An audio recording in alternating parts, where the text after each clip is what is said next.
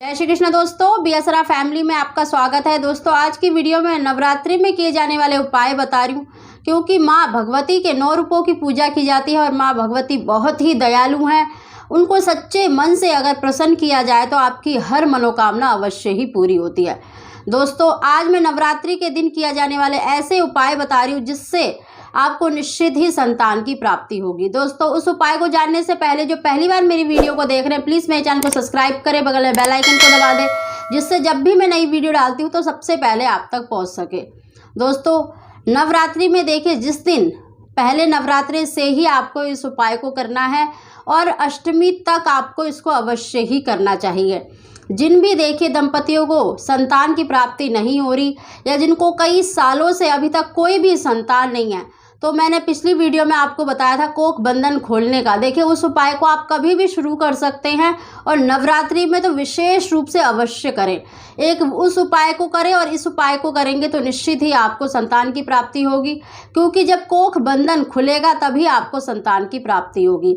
दोस्तों पहले नवरात्रि के दिन ही जब आप कलश की स्थापना करते हैं, घट की स्थापना करते हैं, तो उस दिन आपको देखिए जो नारियल, जटा वाला नारियल होता है जो आप माता मतलब कलश में स्थापित करते हैं, उसको स्थापित करते समय आप मतलब पति पत्नी मिलकर दोनों ही उस जो जटा वाला नारियल है उसको आपको 7 बार कलावा लपेटना है।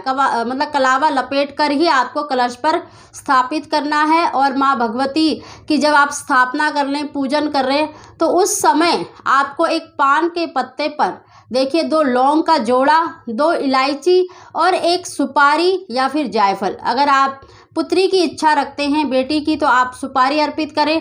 अगर बेटे की कामना रखते हैं तो आप जायफल अवश्य अर्पित करें। माँ भगवती के चरणों में आप उसको मतलब अर्पित करें और दोनों मतलब प्रार्थना करें अपनी संतान प्राप्ति के लिए।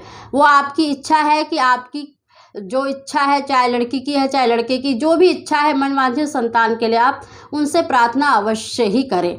दोस्तों पहले दिन से ही माँ भगवती के सामने आपको शुद्ध घी का दीपक जलाना है और किसी भी मतलब दुर्गा के मंत्र का या फिर इस मंत्र का जो संतान प्राप्ति के लिए है, ये मैं आपको बता देती हूँ। नंद गोप ग्रह जाता यशोदा गर्भ संभवा तथस्थो नाश्यामी विंध्याचल निवासिनी। ये आपको स्क्रीन पर भी लिखा हुआ मिल जाएगा। दोस्तों नंद गोप ग्रह जाता यशोदा गर्भ संभवा ततस्थो नाश्यामी विंध्याचल निवासिनी, या फिर इस मंत्र का उच्चारण करें या फिर ओम दुंग दुर्गाय नमः। माँ दुर्गा के किसी भी मंत्र का आप 21, 31 अपनी इच्छा अनुसार अवश्य मतलब आपको जाप करना चाहिए, या दुर्गा चालीसा का ही पाठ कर ले। मतलब आपको कुछ देर तक माँ दुर्गा के सामने अपनी प्रार्थना बोलनी है, किसी न किसी का जाप अवश्य करना है। दोस्तों और आपको 5 या 7 केले हर नवरात्र में माँ दुर्गा को अर्पित करने।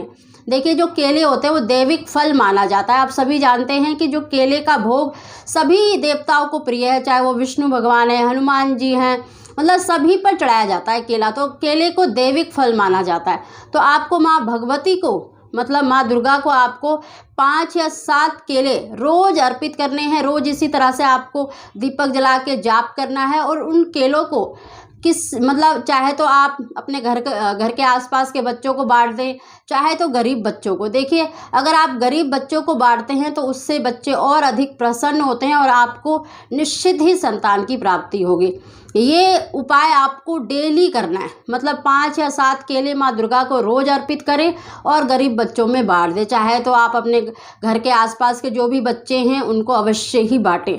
दोस्तों देखना, इससे माँ भगवती आपसे अति प्रसन्न होगी और आपको संतान सुख अवश्य ही मिलेगा। दोस्तों ये तो आपको करना है।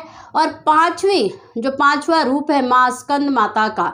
देखिए स्कंद माता, स्कंद कुमार कार्तिक जी का नाम है और उन्हीं के नाम से माँ दुर्गा जानी जाती है। माँ गौरी का नाम प्रचलित है, क्योंकि माँ का देखिए अपने पुत्र के प्रति वात्सल्य इसमें दिखता है, झलकता है, तो उन्हीं के नाम से वो जानी जाती है। इस दिन आपको देखिए अगर आप पहले नवरात्रे में कोई भी वस्त्र धारण करें, लेकिन 5वें नवरात्रे में आपको पीले वस्त्र धारण करने हैं, क्योंकि स्कंद माता को पीली वस्तु, पीली ही चीज़ें पसंद है। तो आपको उस दिन पीले वस्त्र अवश्य धारण करना चाहिए, विशेष रूप से स्त्री को। अगर आप उस दिन माँ स्कंद माता से मतलब अपनी संतान की इच्छा प्रकट करते हैं उनको देखिए पीले फूल, पीले फल अवश्य अर्पित करें। और उस दिन आपको देखिए 5 या 7 कन्याओं का पूजन अवश्य करना है। और उनको देखिए पूजन में आप माँ भगवती को उसी तरह से 5 केले तो आपको अवश्य चढ़ाने हैं, 5 या 7। और उनको आप जो आपने कंजकाएँ बिठाई हैं, कोशिश करें 8 या 9 साल से कम उम्र की कन्याएं हों और उसमें एक लांगुरिया अवश्य होना चाहिए। देखिए जो लांगुरिया होता है वो हनुमान जी का स्वरूप माना जाता है, इसलिए एक लांगुरिया अवश्य बिठाया करें। आप उनको मतलब पूजन करें और हो सके तो उस दिन पीली वस्तु उनको अवश्य ही बांटें। उसमें आपको श्रृंगार में जो बच्चों को आपको देनी है मतलब 5 श्रृंगार एक एक को होनी चाहिए, मतलब 5 चीज़ें होनी चाहिए। चाहे आप बिंदी ले लें, पीली चूड़ियाँ ले लें, पीला मतलब कोई भी खिलौना ले लें, कोई भी ऐसी वस्तु जो बच्चों को पसंद आए। आपको 5 की संख्या में उन 5 बच्चों में या 7 जितने भी आपने कंजिका बिठाई हैं उनमें 5 की संख्या में आपको बांटना है। और किसी भी पीली वस्तु का आप भोग लगा सकते हैं, चाहे आप पीला हलवा बना लें या पीली मिठाई मंगा लें। मतलब इस तरह से आपको उस दिन कंजिका अवश्य बिठानी है और माँ भगवती से, स्कंद माता से विशेष रूप से अपनी संतान प्राप्ति के लिए प्रार्थना अवश्य ही करनी है। और दोस्तों पूरे नवरात्रों में आपको 5 या 7 बच्चों को मतलब केले अवश्य ही बांटने हैं। आप कोई सा भी फल ले सकते हैं, अगर पीले रंग का हो तो ज़्यादा अच्छा है, नहीं तो आप कोई पीली मिठाई भी बांट सकते हैं, जिससे कि आपको देखना संतान प्राप्ति अवश्य ही होगी। दोस्तों माँ भगवती इतनी दयालु है, अगर सच्चे मन से उनसे प्रार्थना की जाए तो निश्चित ही आपको संतान की प्राप्ति होगी दोस्तों।